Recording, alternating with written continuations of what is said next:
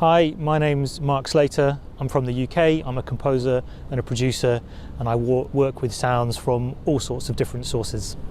This week I've been working with sounds that come from just this place. So there's an enormous building just over there with an enormous intimidating wolf on it, and that's like a beacon in the area. So I've recorded sounds that leak from it, and I've also recorded the sounds of the surface of this place, so grasses and gravel and the materials that make it up.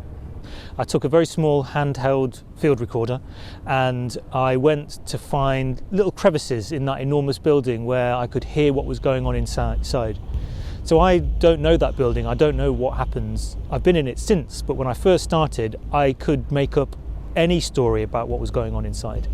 Well, why? I work with those kind of sounds in my practice generally, so I like to record buildings and objects, and I like to process those sounds to find out what other sounds we can make from them.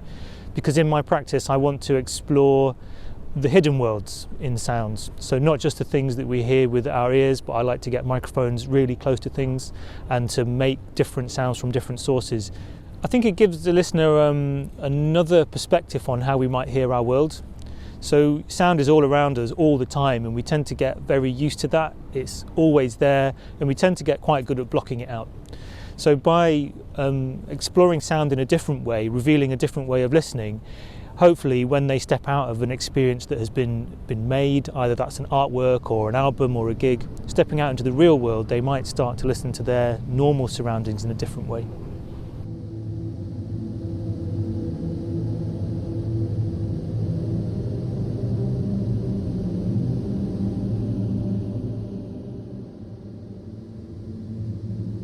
There are some people wandering around, which maybe it looks a bit aimless, but what I've done in this vast space outside the building is I've created an imaginary world of two blooms of sound. So it's a geolocated audio experience, which means that your phone tracks how you move, and depending on where you move, different sounds are triggered and layered up in different ways.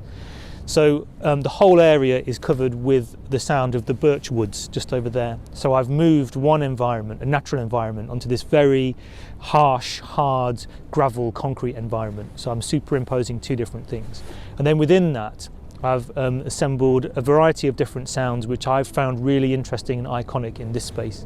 So these people wandering around now are traversing through those different sound worlds. In many ways, my practice this week in dealing with sound is very similar to what I already do. But the thing which has really changed is I think I've got a more profound understanding of the different ways that we can engage with landscape. So landscape as a place that we inhabit, but also landscape that we can intervene with, we can capture, and we can change perceptions about that place.